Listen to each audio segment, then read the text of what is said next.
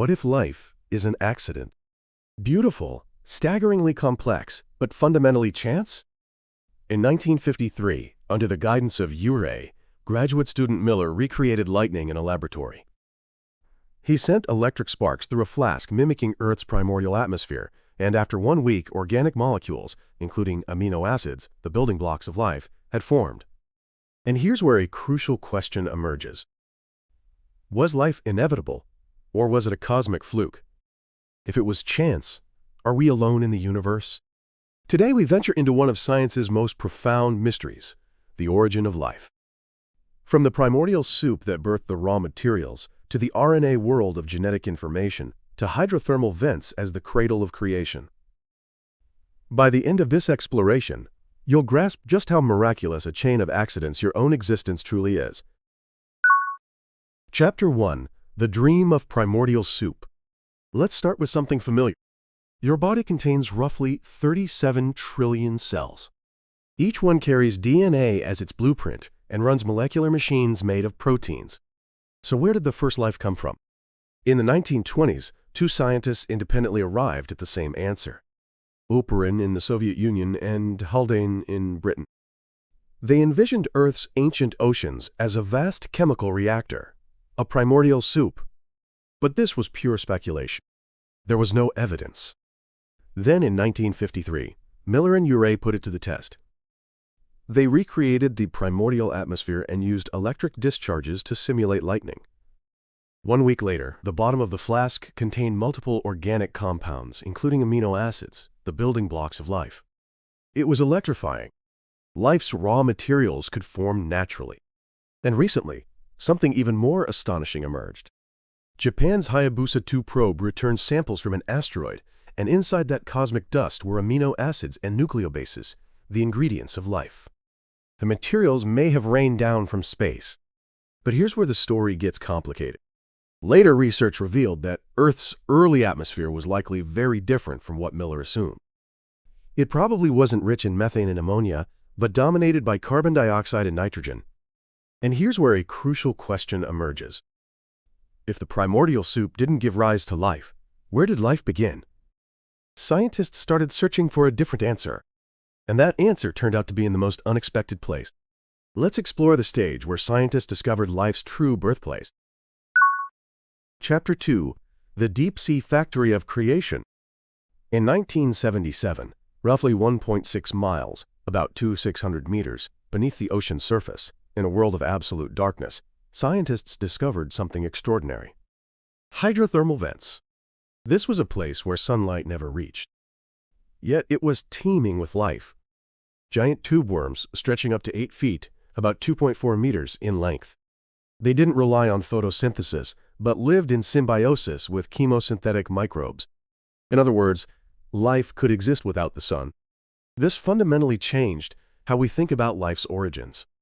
Scientists realized something profound. Hydrothermal vents had all the right conditions for life to begin. Chemical gradients providing energy, mineral surfaces catalyzing reactions, and microscopic compartments. Today, deep-sea hydrothermal vents are a leading candidate, but there's also strong support for terrestrial hot springs and tidal zones where wet-dry cycles help polymerize molecules. Which environment was the true crucible? The competition is still ongoing. But there's another mystery. In modern life, DNA and proteins are interdependent. This is the ultimate chicken and egg problem. DNA stores information, but it needs proteins to replicate itself. Proteins are built using information encoded in DNA. In the late 1970s and early 1980s, Thomas Chick and Sidney Altman made a groundbreaking discovery. RNA could do more than just store information. It could also act as a catalyst. These catalytic RNAs are called ribozymes. For this discovery, they were awarded the Nobel Prize in Chemistry in 1989. Let's think about what this means. The first life may have functioned with RNA alone. RNA handled both information storage and replication, with DNA and proteins emerging later. It's an elegant hypothesis, but it remains unproven. So was life's emergence inevitable or an extraordinarily rare accident? Is life common throughout the cosmos or a miracle unique to Earth? This question fundamentally shakes our understanding of the universe. Let's explore what this question truly means. Chapter 3: Between Chance and Necessity. What is life? There is no clear-cut answer. But there is one perspective. Life is a system of autocatalytic reactions. In the 1970s, biologists Maturana and Varela proposed a concept called autopoiesis. It refers to a system that generates and maintains itself. Life exists by continuously creating itself. This is a profound insight. Life isn't a thing, it's a process. So is life common in the universe? Or is it a miracle unique to Earth? Science alone cannot answer this, because we have a sample size of 1. We only know life on Earth. Right now, the James Webb Space Telescope is beginning to search for signs of life in the atmospheres of distant planets. Gases like oxygen and methane could indicate life, but they can also form through non-biological processes, so scientists are carefully evaluating multiple indicators together. We may be getting closer to an answer. Physicist Enrico Fermi once asked a question: where is everybody? The universe contains hundreds of billions of galaxies, each with hundreds of billions of stars. If life is common, why haven't we encountered anyone? This is the Fermi paradox. One possibility is that life's emergence is exceedingly rare. The right planet, the right chemistry, the right timing. The probability of all these aligning may be unimaginably low. Think about that for a moment. If we are the only intelligent life in the universe, we bear an unfathomable responsibility. Consciousness, art, science, love, all of it could vanish with us. But there's another possibility. Life may be abundant in the universe, but intelligent life is rare. Or perhaps intelligent life has a tendency towards self-destruction. We don't know the answer, but we can keep asking. To explore life's origins is to understand ourselves, where we came from, why we exist, and what our place in the cosmos truly is. Let's organize what this exploration has revealed. Chapter 4: The World Revealed. Today, we've journeyed deep into the origin of life. From the primordial soup hypothesis to deep-sea hydrothermal vents, terrestrial hot springs, and the RNA world, we've explored the possibilities of how life began. Let me share 3 insights that emerged from today's exploration. First, life's raw materials are no miracle.